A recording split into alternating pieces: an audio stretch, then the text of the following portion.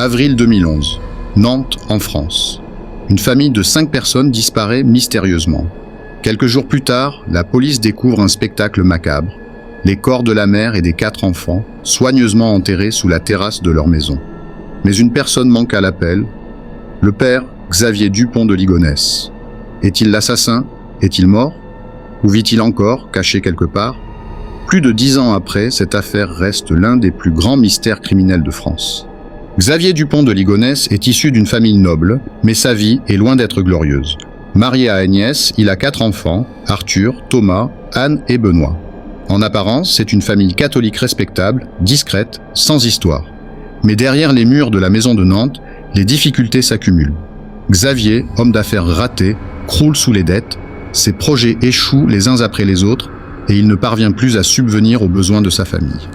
En avril 2011, les proches s'inquiètent, les enfants ne se présentent plus à l'école. Agnès ne donne plus de nouvelles, la boîte aux lettres déborde. Finalement, la police pénètre dans la maison. Après plusieurs jours de fouilles, les enquêteurs font une découverte glaçante. Sous la terrasse, soigneusement emballés dans des draps et recouverts de chaux, reposent les corps d'Agnès et des 4 enfants. Tous exécutés de plusieurs balles de carabine. Mais aucun signe de Xavier. Rapidement, l'enquête révèle des éléments troublants. Quelques jours avant les meurtres, Xavier a acheté des sacs de chaux, des rouleaux de bâches et de la terre. Les voisins disent avoir entendu des bruits de perceuses dans la nuit. Sur son ordinateur, on retrouve des recherches inquiétantes. Comment tuer sans souffrance?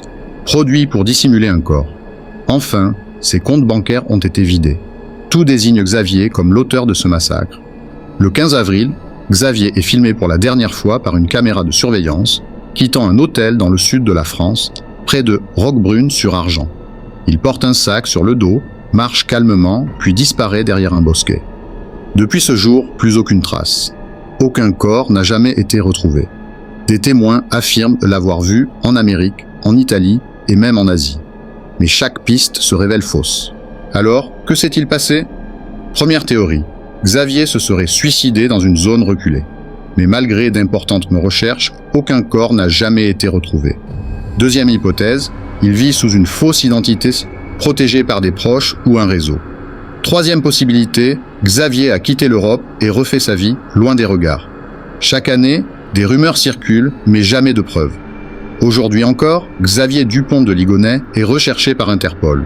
10 ans après la découverte de la maison de l'horreur à Nantes, une seule certitude demeure. 5 vies ont été brisées.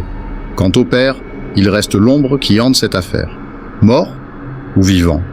Assassin en cavale ou fantôme disparu? À vous de juger,